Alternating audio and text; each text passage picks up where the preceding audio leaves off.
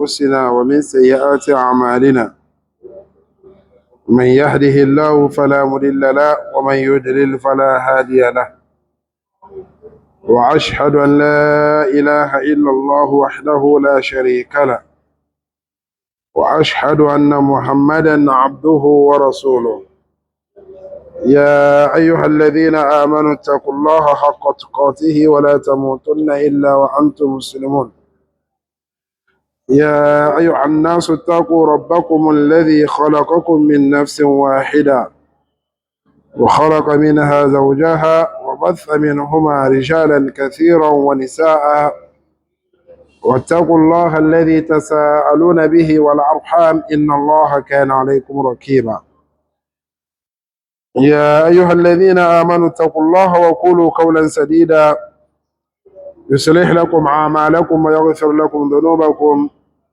ومن يطع الله ورسوله فقد فاز فوزا عظيما أما بعد louange à Allah, nous attestons qu'il n'y a point de divinité digne d'être adorée si ce n'est qu'Allah, point d'associé. Et j'atteste également que le prophète Mohammed sallallahu alayhi wa sallam est son serviteur et son messager. Amma ba'du, assalamu alaikum wa rahmatullahi wa barakatuh. Nos séances d'entretien dans notre livre Umdatul Ahkam que nous avons l'habitude d'étudier chaque mercredi soir à pareille heure. Ceux qui nous suivent, s'ils se souviennent très bien, nous sommes dans un sujet qui nous parle de la meilleure des jeûnes après le mois de Ramadan.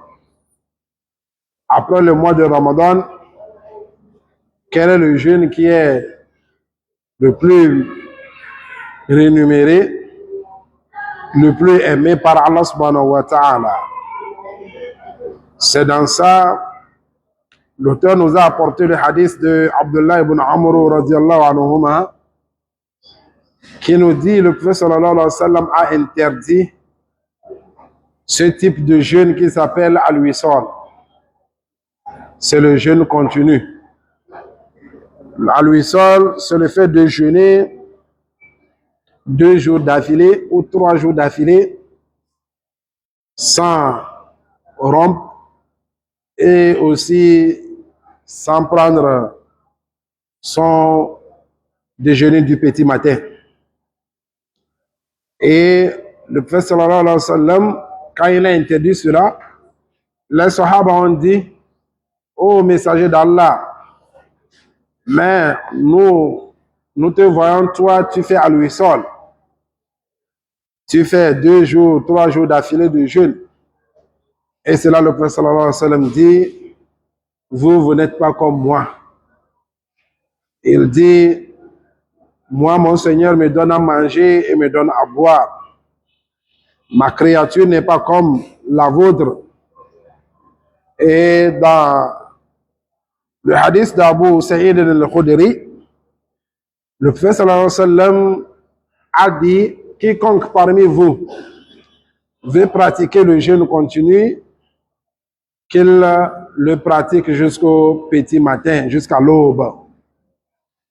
En ce moment, il va prendre son sahur.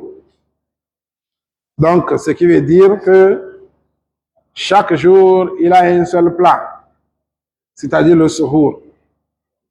S'il prend le plat du petit matin, de l'aube, c'est parti encore pour l'aube. C'est ce type de wisal que le prophète sallallahu alayhi wa sallam a autorisé à sa communauté. Nous avons parlé de la vie d'isolement concernant tout d'abord cette parole du prophète sallallahu alayhi wa sallam qui dit: je ne suis pas comme vous, moi mon Seigneur me donne à manger et me donne à boire. Ce que cela signifie. Nous avons aussi parlé de la divergence d'avis, d'isolement concernant la sentence de al-wisal, le jeûne continu. Est-ce interdit ou bien détestable vis-à-vis de la charia, ou bien c'est quelque chose qui est permis. Nous avons parlé de tout cela. Aujourd'hui, ce qui nous reste, c'est de voir les points essentiels de ce hadith-là. Il dit, de ce hadith, voilà ce que nous pouvons retenir. Tahrim al-wisal. Dans ce hadith, nous pouvons comprendre que le Prophète sallallahu alayhi wa sallam a interdit le jeûne continu, qui est al-wisal. Et ثانيا جوازه للقادر عليه إلى السحر. Et la deuxième compréhension de ce hadith est que c'est permis à tout celui-là qui a cette force, qui a cette capacité de le pratiquer, de pratiquer ce jeûne continu jusqu'à l'aube et de manger. وَتَرُكُهُ أَوْلَى. Mais de délaisser et toujours rompre dès le coucher du soleil est mieux. C'est ce qu'on avait dit, parce qu'il y a d'autres hadiths qu'on a déjà vus où le prophète sallallahu alayhi wa sallam nous encourage de toujours rompre dès que le soleil se couche. Et il a bien signifié que c'est une sunna des messagers qui lui ont devancé. Donc, pour mettre en pratique tous ces hadiths, c'est pour cela l'auteur ici nous dit وَتَرُكُهُ أَوْلَى. Délaisser ce jeûne continu est mieux, est la meilleure des choses. ثالثا رحمة الشارع الحكيم الرحيم بالأمة. De ce hadith, nous pouvons retenir aussi que la charia, le législateur, est miséricorde, ou bien est miséricordieux et très sage vis-à-vis de son peuple, vis-à-vis de cette communauté. إذا حرم عليهم ما يضرهم. Parce que le législateur les a interdit ce qui peut toutefois les nuire. Parce que jeûner 2 jours d'affilée, ça va nuire beaucoup de gens. Donc, or, l'islam toujours essaye d'apporter la facilité. Inna ad-dina yusr. Cette religion est très facile à pratiquer, dit le prophète sallallahu alayhi wa sallam. Rabiyan, an-nahyu anil ghuluw fi ad-din. L'interdiction de l'extrémisme dans la religion. Il n'y a pas d'exagération dans la religion. Et aussi l'hadith même qui va suivre va mieux nous expliquer cela. L'islam interdit de dépasser les bornes, les limites. Le musulman doit toujours s'arrêter aux limites limitées par la charia. Donc l'islam est contre l'extrémisme. فإن هذه الشريعة سمحة مقسطة. Parce que cette religion est très tolérante et aussi adoucie. تؤتي الرب حقه. Cette religion donne au Créateur, notre Créateur Allah subhanahu wa ta'ala, son droit. Le droit d'Allah subhanahu wa ta'ala, c'est de l'adorer seul, sans lui attribuer des égaux ou des associés. Donc, la religion donne au Seigneur son droit. وَالْبَدَنُ حَقَّهُ.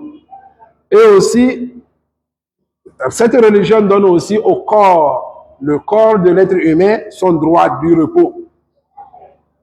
C'est pourquoi Allah subhanahu wa ta'ala وَجَعَلْنَا اللَّيْلَ لِبَاسًا. Allah subhanahu wa ta'ala a fait de la nuit un moment de repos pour mieux récupérer. وَجَعَلْنَا النَّهَارَ مَعَاشًا. Pour pouvoir, dans le jour, vaguer à nos préoccupations pour gagner nos pains quotidiens. Donc, l'islam donne au corps son droit. Et c'est un hadith qu'il est en train d'amener ici. Et le prophète sallallahu alayhi wa sallam dit de donner à chacun son droit. فإن الواجبات الشرعية وجبت لمصالح تعود إلى العبد في دينه ودنياه. Les obligations de cette charia, de cette religion, a été obligée pour que les bienfaits de ces obligations-là, de ces adorations-là, reviennent sur le serviteur dans sa religion et aussi dans sa vie ici-bas monde. Comment est-ce que on peut aussi dire que tu vas jeûner 2 jours d'affilée, voire même 3 jours, ce qui va te nuire. Or, le jeûne même, quelqu'un même qui est malade, ou bien qui est en voyage, il est permis de laisser le jeûne et rembourser dans d'autres jours au moment où il aura l'opportunité.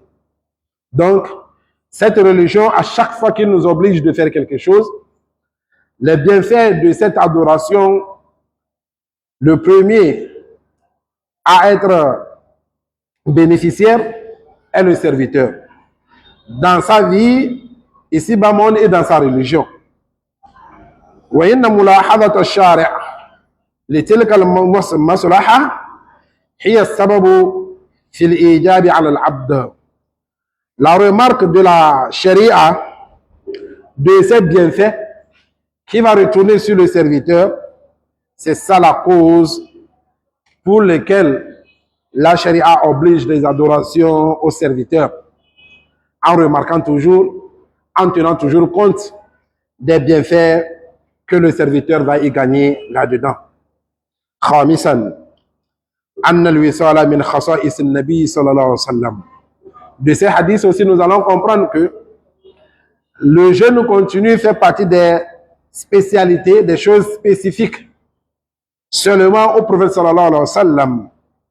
C'est lui seul qui est autorisé, qui est permis de pratiquer ce type de jeûne-là, parce qu'il l'a même dit, Ayyukum mithli, qui d'entre vous est comme moi? Qui d'entre vous, les sahaba? On ne parle même pas de nous. Qui d'entre vous est comme moi? Il dit, moi, je suis là, mon Seigneur me donne à manger et me donne à boire. On va revenir sur cette partie de ce hadith. Donc, c'est quelque chose qui est spécial au prophète sallallahu alayhi wa sallam, comme tant d'autres adorations ou bien des choses qui sont spéciales au prophète sallallahu alayhi wa sallam, comme le fait de prendre au-delà de 4 femmes. C'est seul le prophète sallallahu alayhi wa sallam qui est permis de prendre au-delà de 4 femmes. La prière nocturne, qui est une obligation sur lui seul, mais qui n'est pas obligatoire sur nous. Il y en a tant d'exemples. Donc, parce qu'il est le seul qui peut toutefois pratiquer ce type de jeûne-là, qui a la capacité, la force de pratiquer ce type de jeûne. ولا يلحقه أحد في هذه المقام. Il n'y a personne qui peut toutefois atteindre ce niveau que le prophète sallallahu alayhi wa sallam. Parmi même ses compagnons, il n'y a pas quelqu'un qui peut atteindre ce niveau de capacité, de force pour pratiquer ce type de jeûne. سادسا أن معنى الطعام والشراب بالنسبة إلى النبي صلى الله عليه وسلم في هذا الحديث هو لذة المناجاة وسرور النفس الكبيرة بلقاء محبوبها. Il dit la signification de manger et de boire dans ce hadith concernant le prophète sallallahu alayhi wa sallam est la douceur de la communication que le prophète sallallahu alayhi wa sallam fait avec son serviteur, avec son Seigneur plutôt, wa sururi nafsi, et la joie du cœur, la joie de l'âme très grande que le prophète sallallahu alayhi wa sallam ressent biliqa'i mahboubiha, au moment où il est en train de prier ou bien réciter le Coran, parce qu'il est en train de communiquer avec son bien-aimé. Parce que Allah subhanahu wa ta'ala l'a pris comme son bien-aimé. Le prophète sallallahu alayhi wa sallam dit dans un hadith, mon Seigneur m'a pris comme son bien-aimé, comme il a pris Abraham comme étant son bien-aimé.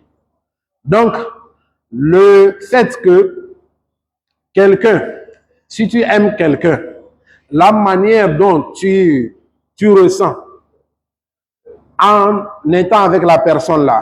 Ou bien tu échanges avec la personne, tu communiques, tu causes avec la personne. Le prophète sallallahu alayhi wa sallam ressent plus que ça. Parce que lui, ce n'est pas un être humain qu'il aime, mais Allah subhanahu wa ta'ala, le Tout-Puissant, qu'il est en train d'aimer. Et il ressent cette douceur-là, cette joie en lui. Et cela lui suffit. Cela lui suffit et ça prend automatiquement la place du manger et la place du boire, de l'eau à boire. Donc, comme il y a un poète qui dit que la manière dont la fille aime quelqu'un, jusqu'à si elle-même se rappelle de leur conversation, la manière dont ils communiquent, ils font des échanges, elle se suffit du manger et du boire. C'est là ici, un érudit islamique dit فإذا كان هذا في المحبة بين المخلوقين فما بالك بالمحبة واللذة التي يفيدها الله. Il dit, si ceci est l'amour que l'homme ressent entre les humains, entre un humain et un autre, qu'en est-il de l'amour que le prophète sallallahu alayhi wa sallam ressent à son Seigneur au moment où il est en train de communiquer avec lui? Parce que quand tu pries, tu es en train de communiquer avec ton Seigneur. On l'a dit maintes fois ici. C'est pour cela, Ibn al-Qayyim al-Jawzi dit غذاء القلوب ونعيم الأرواح وقرة العين وبهجة النفوس والروح والقلب أعظم غذاء أجوده وأنفعه وقد يقوى هذا الغذاء حتى يغني عن غذاء الأجسام مدة من الزمان. Il dit la nourriture des cœurs et la joie que ressentent les âmes et aussi la joie aussi des humains est plus grande que la nourriture. Celui-là qui aime Allah subhanahu wa ta'ala et qui sent cette douceur de communiquer avec son Seigneur, de faire l'échange, ou bien que son Seigneur lui parle en récitant le Saint-Coran, cette douceur, cette nourriture qui nourrit l'âme, qui nourrit le cœur, dépasse plusieurs fois les nourritures qui nourrissent le corps. Parce que ton corps a besoin de quoi? De la nourriture. Que nous mangeons la pâte et autres pour pouvoir survivre. Maintenant, l'âme et le cœur, spirituellement, ça a besoin de quoi? De la parole divine. Ça a besoin de la parole divine, la parole d'Allah subhanahu wa ta'ala, le Saint-Coran. Donc, cette parole-là, quand tu sais, quand tu ressens, quand Allah subhanahu wa ta'ala te veut du bien, et tu ressens cette douceur des fois, ça te suffit même de manger qui peut toutefois nourrir ton corps. C'est pour cela, certains disent, ou bien, il y a des ulama qui disent لو يعلم الملوك وأبناء الملوك ما نحن فيه لجادلون عليه بالسيوف. Il dit, si ceux-là qui ont les pouvoirs, qui sont dans l'aisance, toute chose est à leur disposition, ils ne manquent de rien. S'ils savaient, eux et leurs enfants, s'ils savaient la douceur que nous ressentons quand nous sommes dans cette religion, quand nous récitons le Saint-Coran, quand nous faisons les prières nocturnes, ils allaient nous combattre avec même des couteaux avec, pour pouvoir retirer cette douceur-là. Mais cette douceur, tu vas atteindre un degré de la foi et de la connaissance de ton Seigneur avant de le ressentir. Sans la connaissance, sans la foi, tu ne peux jamais sentir cette douceur-là. Et d'autres aussi disent Masakin ahl al-dunya. Il dit pauvres sont les habitants du dunya. Pauvres hommes. Kharaju minha. Ils sortent de cette vie, de ce bas monde.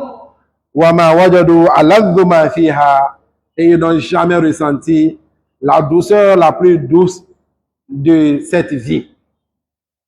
Ils ont vécu cette vie jusqu'à mourir, mais ils n'ont jamais ressenti cette douceur-là, qui est la douceur de la foi, la douceur de l'échange, de la communication avec le Créateur, Allah subhanahu wa ta'ala. Donc, la nourriture ici, c'est la nourriture spirituelle, comme on l'avait dit, ce que ressent le prophète sallallahu alayhi wa sallam au moment où il échange avec son Seigneur, au moment où il lit le Coran, au moment où il fait les prières nocturnes. C'est de ça qu'on parle ici. Sinon, ce n'est pas la nourriture physique que nous connaissons, que nous mangeons matin, midi et soir.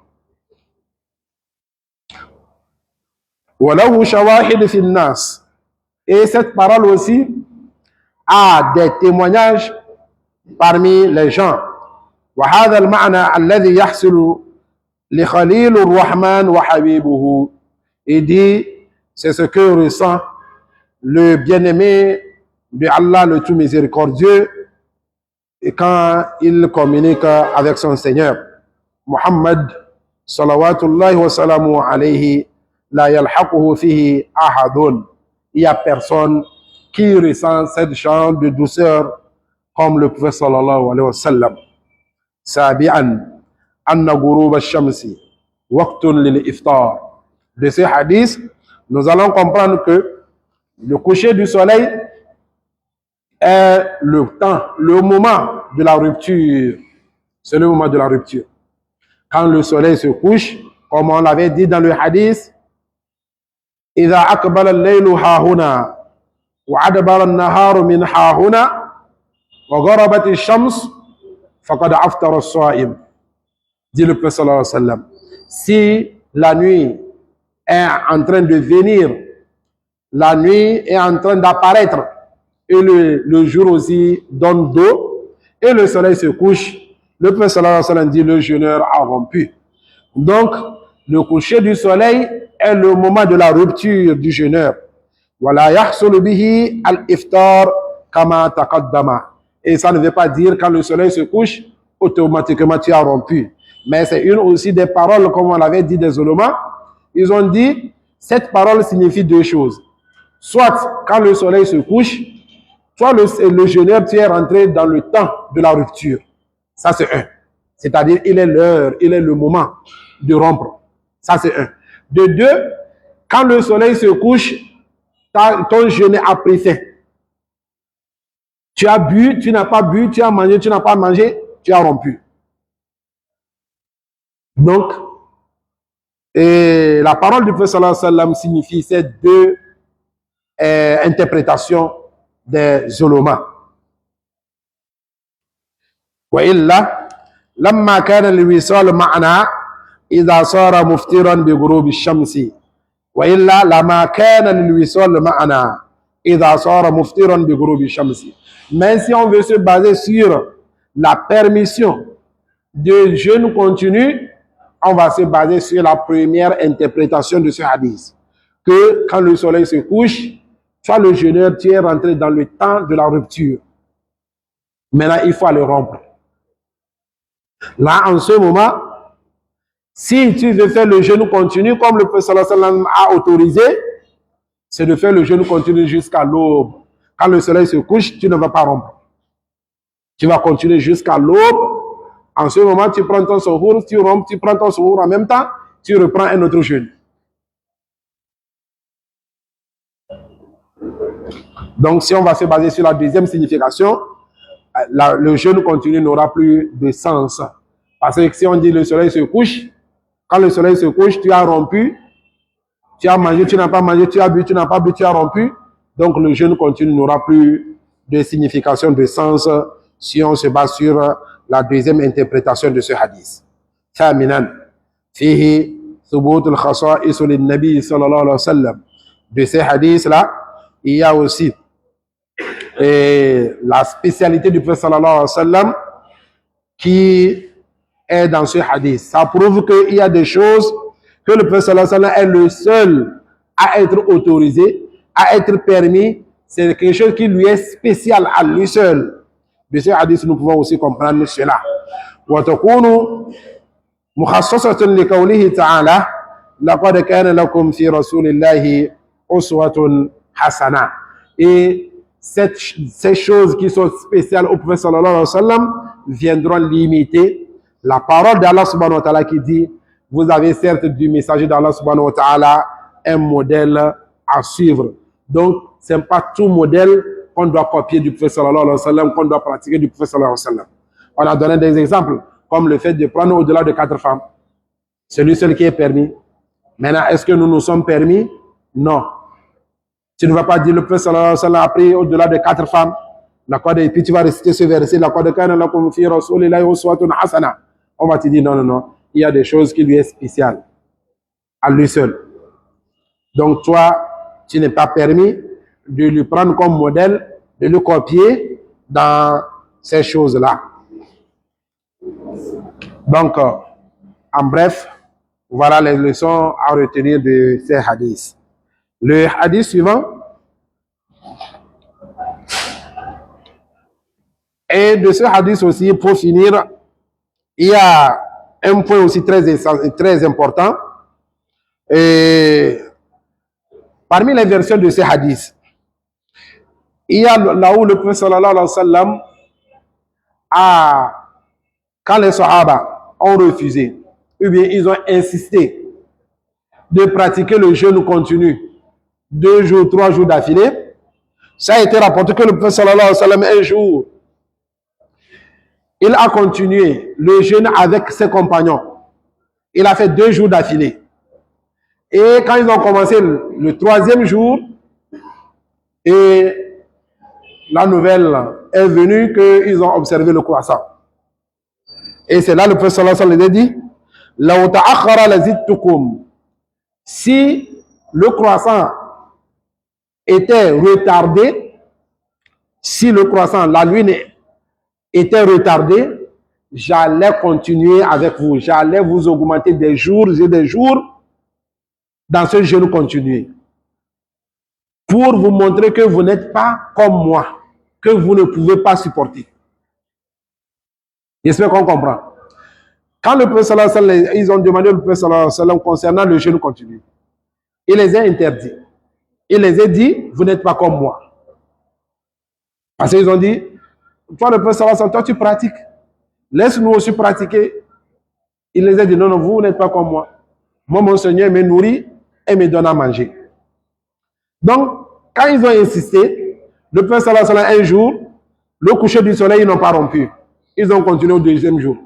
2e jour jusqu'au coucher du soleil, ils ont continué au 3e jour. Maintenant, au 3e jour, au cours de la journée, ça a été rapporté qu'ils ont observé le croissant, la lune. Et ils ont tous rompu. C'était le jour de la fête. Donc, le jeûne de Ramadan a pris fin. Et c'est là le prophète sallallahu alayhi wa sallam dit, si le croissant était un peu retardé, jusqu'au 3e jour ou bien au 4e jour, j'allais continuer avec vous.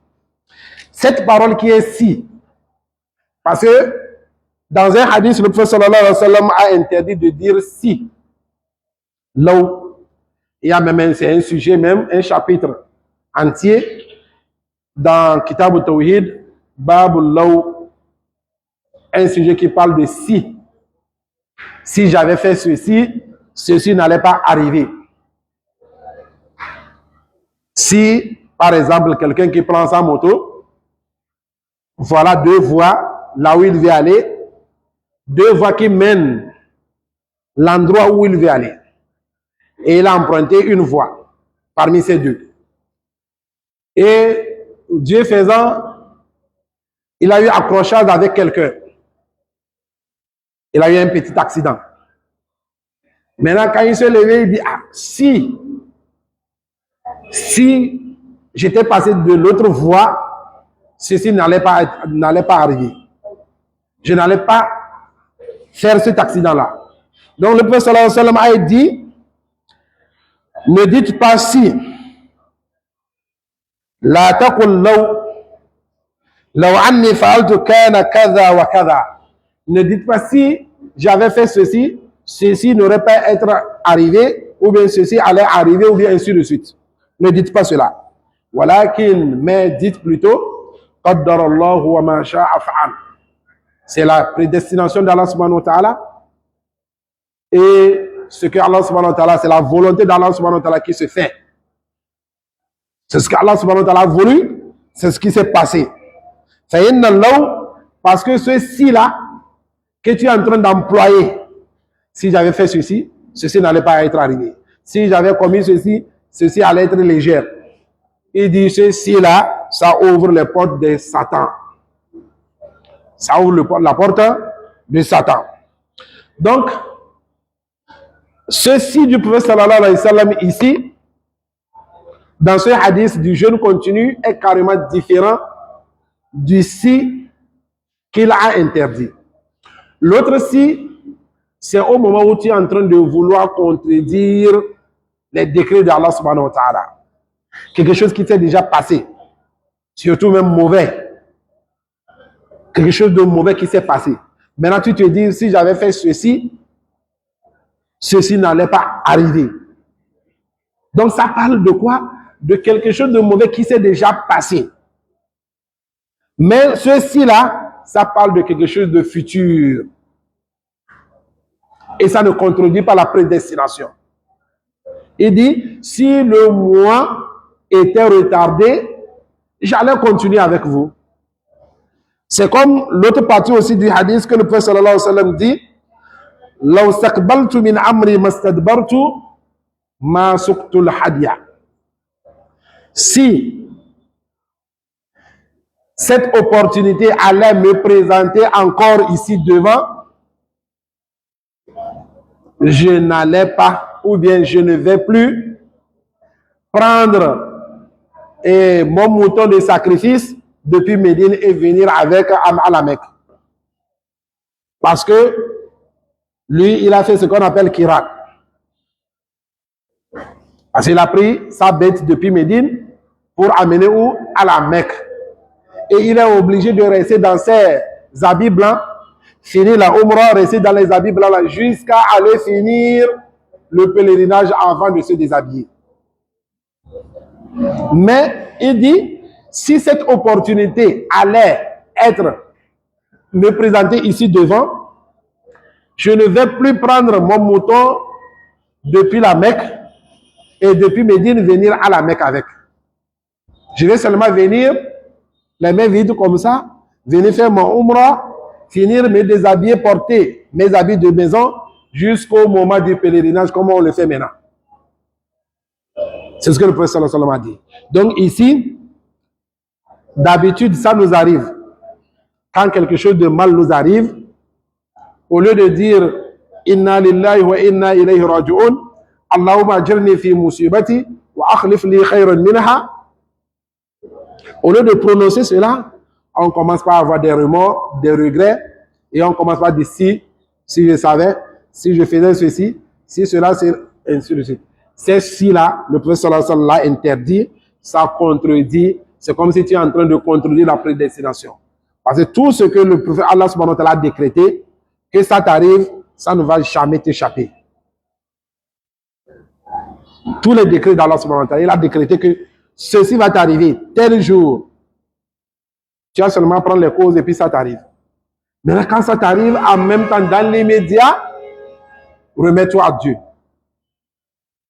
C'est ce qu'on veut de toi, remets-toi à Dieu. Il ne faut pas commencer par des si je savais, si je savais. Donc, c'était le petit rappel de Tawhid que nous voulons introduire dans cette partie de ces hadiths.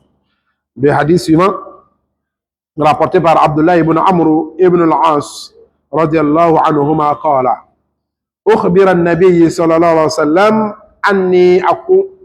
أني أقول والله لأصومن النهار ولأقومن الليل ما عشت.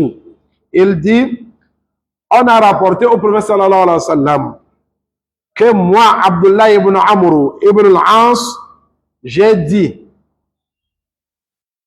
j'ai juré au nom d'Allah subhanahu wa ta'ala, je jure au nom de Dieu, la asumanna nahara, je vais toujours jeûner tous les jours, wa la akumanna layla, et je vais toujours faire des prières nocturnes toutes les nuits, ma ishtu, toute l'éternité. Ma ishtu, jusqu'à le dernier jour de ma vie. Jusqu'au dernier jour de ma vie. Voilà ce qu'il a dit. Dès maintenant, lui, il jure au nom d'Allah. Chaque jour, il aura jeûné.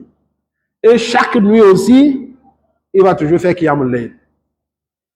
Et quand la nouvelle est parvenue au prophète sallallahu alayhi wa sallam, فقال رسول الله صلى الله عليه وسلم أنت الذي قلت ذلك. Le prophète sallallahu alayhi wa sallam a demandé, Abdullah ibn Amr ibn al-As, c'est toi qui as dit cela? C'est toi qui l'as dit? فقلت, et j'ai dit, j'ai répondu ceci, قد قلته بأبي أنت وأمي, il dit que mon père et ma mère soient sacrifiés pour toi, le prophète sallallahu alayhi wa sallam. Je jure que j'ai dit. Je l'ai dit. Il n'a pas menti. Et il a confirmé. Qala. Et c'est là le prophète sallallahu alayhi wa sallam a commencé par lui conseiller. فإنك لا تستطيع ذلك. Tu ne peux pas. Tu n'as pas cette force-là. Tu n'as pas cette capacité de jeûner tous les jours et aussi de faire Qiyam Layl chaque nuit. Fasum wa aftir. Jeûne des fois et des fois aussi ne jeûne pas. Des fois il faut jeûner, des fois il ne faut pas jeûner. Wa nam wa kum. Et aussi des fois aussi tu dors un peu et tu fais un peu aussi Qiyam Layl. Tu dors quelque temps et si tu te réveilles, par après tu fais Qiyam Layl. Wa sum min ash-shahri thalathata ayyam. Et dit, chaque mois, il faut jeûner 3 jours. C'est mieux. فَإِنَّ الْحَسَنَةَ بِعَشْرِ أَمْثَالِهَا. Parce qu'une bonne action équivaut à 10 récompenses. وَذَلِكَ مِثْلُ صِيَامِ الدَّهْرِ. Et si tu le fais ainsi, c'est comme si toute l'année tu as jeûné. Parce que chaque 3 jours de chaque mois, quand tu vas jeûner, on te donne la récompense de celui qui a jeûné 30 jours. Chaque jour équivaut, tu as la récompense de 10 jours. Donc chaque 3 jours du mois, de chaque mois, ça équivaut le jeûne d'une année, dit le prophète sallallahu alayhi wa sallam. Qultu, c'est là Abdullah ibn Amr ibn al-As dit, inni la utiqu afdal min dhalik. Il dit, prophète sallallahu alayhi wa sallam, moi je peux faire mieux que ça. 3 jours de chaque mois je vais jeûner seulement 3 jours, c'est peu. Je peux faire plus que ça. Et le prophète sallallahu alayhi wa sallam dit, fasum yawman wa aftir yawmayni. Et dit, donc si tu peux plus que ça, il faut jeûner 1 jour et tu décales de 2 jours. Quand tu jeûnes aujourd'hui, mercredi, maintenant tu laisses jeudi, vendredi, tu ne jeûnes pas, tu jeûnes le samedi. Quand tu jeûnes 1 jour, tu décales 2 jours. Dit le prophète sallallahu alayhi wa sallam. Donc, dans le mois, il va jeûner combien de fois? Il va jeûner 10 fois. Qultu, inni la utiqu afdal min dhalik. Cela aussi, il dit au prophète sallallahu alayhi wa sallam, au prophète, je peux faire plus que ça. Je peux faire plus que ça. Qala, et le prophète sallallahu alayhi wa sallam dit, fasum yawman wa aftir yawman. Il dit, jeûne 1 jour et décale de 1 jour. Tu jeûnes aujourd'hui, demain tu te reposes. Après demain tu jeûnes. Le lendemain encore tu te reposes, ainsi de suite. Chaque fois que tu vas jeûner, le lendemain tu te reposes. Et puis le prophète sallallahu alayhi wa sallam dit, Fadhalika siyamu Daoud alayhi salam. Tel est le jeûne du prophète, du messager d'Allah subhanahu wa ta'ala, Daoud alayhi salam. C'est comme ça il jeûnait. Le serviteur pieux. Wa huwa afdalu siyam. C'est la meilleure des jeûnes. Parmi les types de jeûnes, en dehors du Ramadan, c'est ça qui est meilleur. Jeûner aujourd'hui, décaler d'un jour. Fakultu. Et Abdullah ibn Amr dit toujours, Inni la'utiku afdal min dhalik. Moi, je peux faire mieux que ça. Quand le prophète sallallahu alayhi wa sallam dit de jeûner aujourd'hui et de rompre demain, ce qui veut dire dans le mois, il va jeûner 15 jours. Il va jeûner 15 jours dans le mois. Parce que tout d'abord, on avait dit de jeûner 3 jours dans chaque mois. Il dit qu'il peut faire mieux que ça. Le prophète sallallahu alayhi wa sallam dit de jeûner 10 jours dans chaque mois. Il dit qu'il peut faire mieux que ça. Maintenant, ici aussi, le prophète sallallahu alayhi wa sallam dit un type de jeûne qui est le jeûne du prophète Daoud alayhi salam, jeûner aujourd'hui, rompre le demain. Et puis le prophète sallallahu alayhi wa sallam dit, wa huwa afdalu siyam. C'est la meilleure des jeûnes. Fakultu. Et Abdullah ibn Amr ibn al-As dit, Inni la utiku afdal min dhalik. Il dit, moi je peux mieux faire que ça. Faqala. Et c'est là le prophète sallallahu alayhi wa sallam dit, la afdal min dhalik. Il n'y a pas meilleur que ça aussi. Ce que je viens de te dire là, ce que je viens de te donner, il n'y a pas mieux que ça. Il n'y a pas mieux que ça. Vous voyez ici, c'est de ça que je parlais. L'islam interdit l'extrémisme. Dépasser les limites, l'exagération. Ah, l'islam ne veut pas cela. Et aussi, il ne faut pas commencer quelque chose que tu ne peux même pas terminer. Le prophète sallallahu dit, Dieu ne serait pas fatigué jusqu'à ce que vous, c'est vous qui serez fatigué. Inna Allah la yumil hatta tamil. Wa fi riwayatin qala.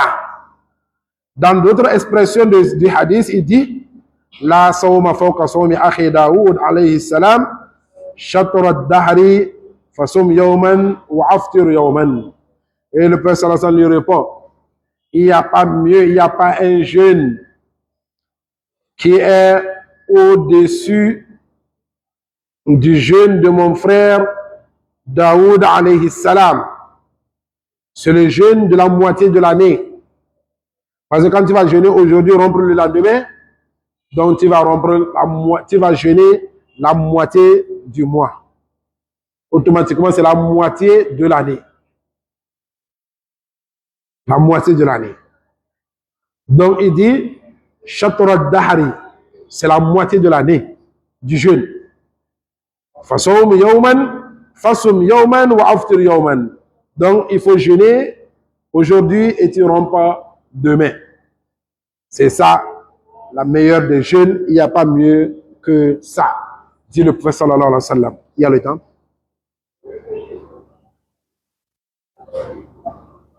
Donc, nous allons faire une pause ici.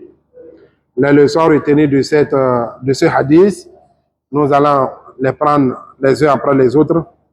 Inch'Allah, la semaine prochaine. Qu'Allah subhanahu wa ta'ala nous assiste. Qu'Allah subhanahu wa ta'ala nous envoie de la compréhension de la religion, nous facilite la pratique. Subhanakallahumma bihamdik. Ashhadu an la ilaha illa anta astaghfiruka wa atubu ilayk. Assalamu alaikum wa rahmatullahi wa barakatuh.